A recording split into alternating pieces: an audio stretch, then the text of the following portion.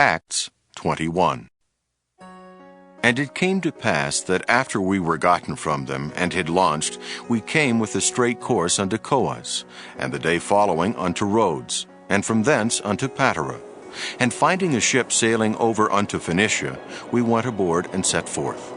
Now when we had discovered Cyprus, we left it on the left hand, and sailed into Syria, and landed at Tyre, for there the ship was to unlade her burden. And finding disciples, we tarried there 7 days, who said to Paul through the Spirit that he should not go up to Jerusalem. And when we had accomplished those days, we departed and went our way, and they all brought us on our way, with wives and children, till we were out of the city. And we kneeled down on the shore and prayed. And when we had taken our leave one of another, we took ship, and they returned home again. And when we had finished our course from Tyre, we came to Ptolemais, and saluted the brethren, and abode with them 1 day. And the next day we that were of Paul's company departed, and came unto Caesarea, and we entered into the house of Philip the evangelist, which was one of the 7, and abode with him. And the same man had 4 daughters, virgins, which did prophesy. And as we tarried there many days, there came down from Judea a certain prophet named Agabus. And when he was come unto us, he took Paul's girdle, and bound his own hands and feet, and said, Thus saith the Holy Ghost, So shall the Jews at Jerusalem bind the man that owneth this girdle, and shall deliver him into the hands of the Gentiles. And when we heard these things, both we and they of that place besought him not to go up to Jerusalem. Then Paul answered, What mean ye to weep and to break mine heart? For I am ready not to be bound only, but also to die at Jerusalem for the name of the Lord Jesus. And when he would not be persuaded, we ceased, saying, The will of the Lord be done. And after those days we took up our carriages and went up to Jerusalem. There went with us also certain of the disciples of Caesarea, and brought with them one Nason of Cyprus, an old disciple, with whom we should lodge. And when we were come to Jerusalem, the brethren received us gladly. And the day following, Paul went in with us unto James, and all the elders were present. And when he had saluted them, he declared particularly what things God had wrought among the Gentiles by his ministry. And when they heard it, they glorified the Lord, and said unto him, Thou seest, brother, how many thousands of Jews there are which believe, and they are all zealous of the law. And they are informed of thee, that thou teachest all the Jews which are among the Gentiles to forsake Moses, saying that they ought not to circumcise their children, neither to walk after the customs. What is it, therefore? The multitude must needs come together, for they will hear that thou art come. Do therefore this that we say to thee. We have 4 men which have a vow on them. Them take, and purify thyself with them, and be at charges with them, that they may shave their heads, and all may know that those things whereof they were informed concerning thee are nothing, but that thou thyself also walkest orderly, and keepest the law. As touching the Gentiles which believe, we have written and concluded that they observe no such thing, save only that they keep themselves from things offered to idols, and from blood, and from strangled, and from fornication. Then Paul took them in, and the next day, purifying himself with them, entered into the temple to signify the accomplishment of the days of purification, until that an offering should be offered for every one of them. And when the 7 days were almost ended, the Jews which were of Asia, when they saw him in the temple, stirred up all the people, and laid hands on him, crying out, Men of Israel, help! This is the man that teacheth all men everywhere against the people, and the law, and this place, and further brought Greeks also into the temple, and hath polluted this holy place. For they had seen before with him in the city Trophimus, an Ephesian, whom they supposed that Paul had brought into the temple. And all the city was moved, and the people ran together, and they took Paul and drew him out of the temple, and forthwith the doors were shut. And as they went about to kill him, tidings came unto the chief captain of the band that all Jerusalem was in an uproar, who immediately took soldiers and centurions and ran down unto them. And when they saw the chief captain and the soldiers, they left beating of Paul. Then the chief captain came near and took him and commanded him to be bound with 2 chains, and demanded who he was and what he had done. And some cried one thing, some another among the multitude. And when he could not know the certainty for the tumult, he commanded him to be carried into the castle. And when he came upon the stairs, so it was that he was borne of the soldiers for the violence of the people. For the multitude of the people followed after, crying, Away with him! And as Paul was to be led into the castle, he said unto the chief captain, May I speak unto thee? who said, Canst thou speak Greek? Art not thou that Egyptian which before these days madest an uproar, and leddest out into the wilderness 4,000 men that were murderers? But Paul said, I am a man which am a Jew of Tarsus, a city in Cilicia, a citizen of no mean city. And I beseech thee, suffer me to speak unto the people. And when he had given him license, Paul stood on the stairs and beckoned with the hand unto the people. And when there was made a great silence, he spake unto them in the Hebrew tongue, saying, Acts 22. Men, brethren, and fathers, hear ye my defense which I make now unto you. And when they heard that he spake in the Hebrew tongue to them, they kept the more silence. And he saith, I am verily a man which am a Jew, born in Tarsus, a city in Cilicia, yet brought up in this city at the feet of Gamaliel, and taught according to the perfect manner of the law of the fathers, and was zealous toward God, as ye all are this day. And I persecuted this way unto the death, binding and delivering into prisons both men and women. As also the high priest doth bear me witness, and all the estate of the elders, from whom also I received letters unto the brethren, and went to Damascus, to bring them which were there bound unto Jerusalem, for to be punished. And it came to pass that as I made my journey, and was come nigh unto Damascus about noon, suddenly there shone from heaven a great light round about me. And I fell unto the ground, and heard a voice saying unto me, Saul, Saul, why persecutest thou me? And I answered, Who art thou, Lord? And he said unto me, I am Jesus of Nazareth, whom thou persecutest. And they that were with me saw indeed the light, and were afraid, but they heard not the voice of him that spake to me. And I said, What shall I do, Lord? And the Lord said unto me, Arise, and go into Damascus, and there it shall be told thee of all things which are appointed for thee to do. And when I could not see for the glory of that light, being led by the hand of them that were with me, I came into Damascus.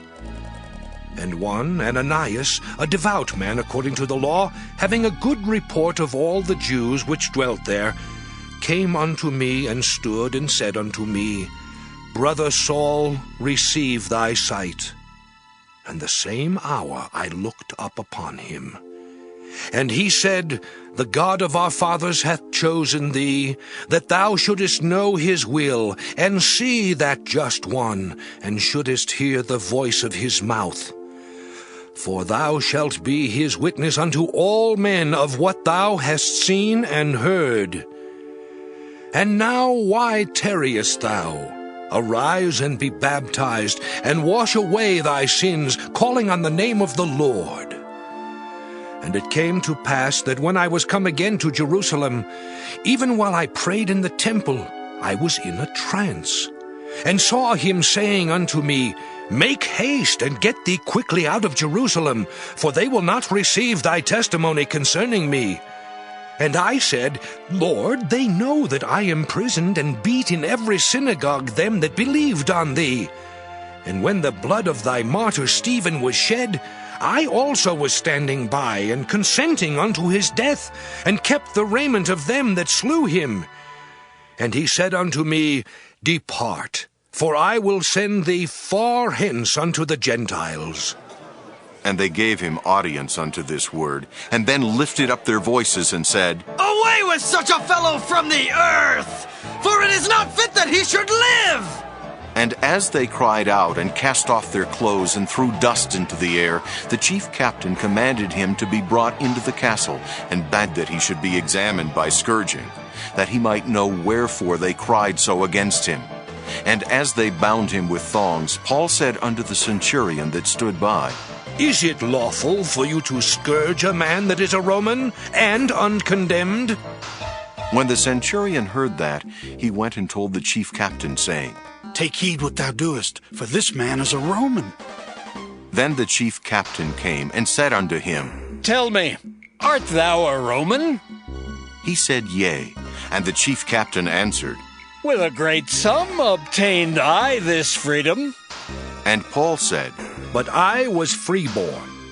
Then straightway they departed from him which should have examined him. And the chief captain also was afraid, after he knew that he was a Roman, and because he had bound him. On the morrow, because he would have known the certainty wherefore he was accused of the Jews, he loosed him from his bands, and commanded the chief priests and all their council to appear, and brought Paul down, and set him before them. Acts 23. And Paul, earnestly beholding the council, said, Men and brethren, I have lived in all good conscience before God until this day. And the high priest Ananias commanded them that stood by him to smite him on the mouth.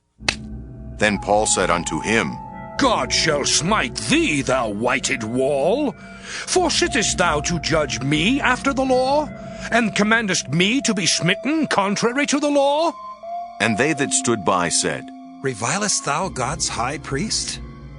Then said Paul, I wist not, brethren, that he was the high priest. For it is written, Thou shalt not speak evil of the ruler of thy people.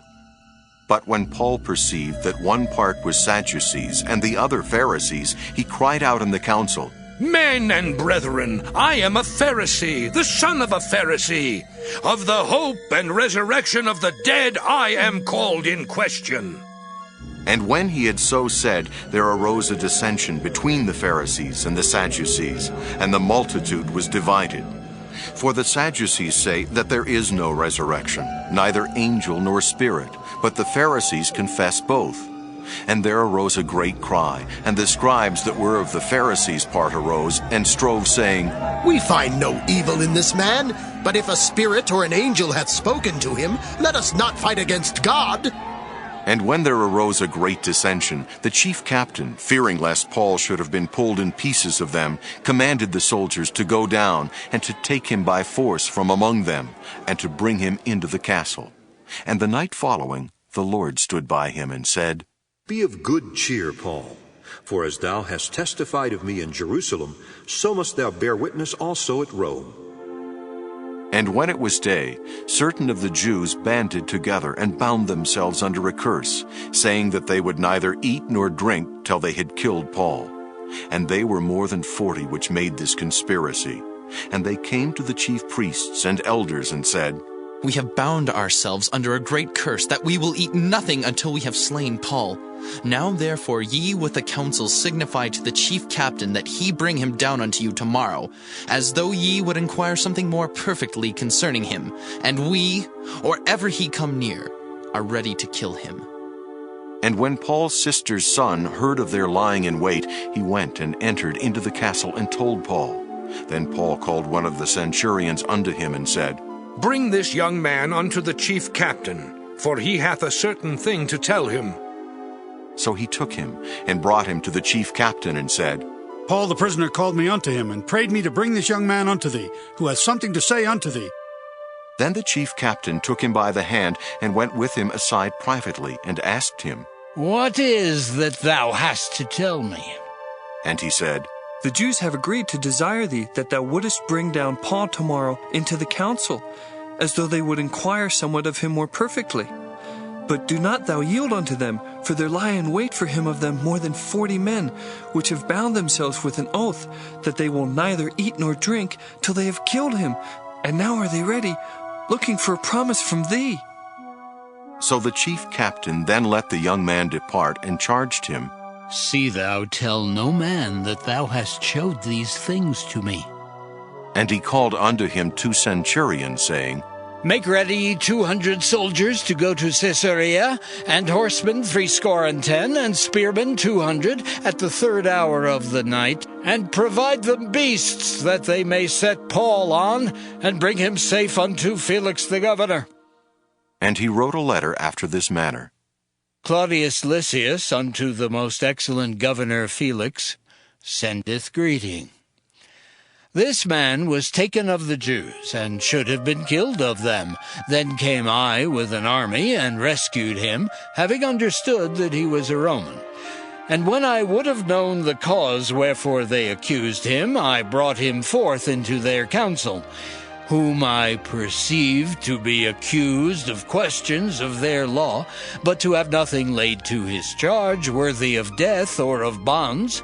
And when it was told me how that the Jews laid wait for the man, I sent straightway to thee, and gave commandment to his accusers also to say before thee what they had against him. Farewell. Then the soldiers, as it was commanded them, took Paul and brought him by night to Antipatris.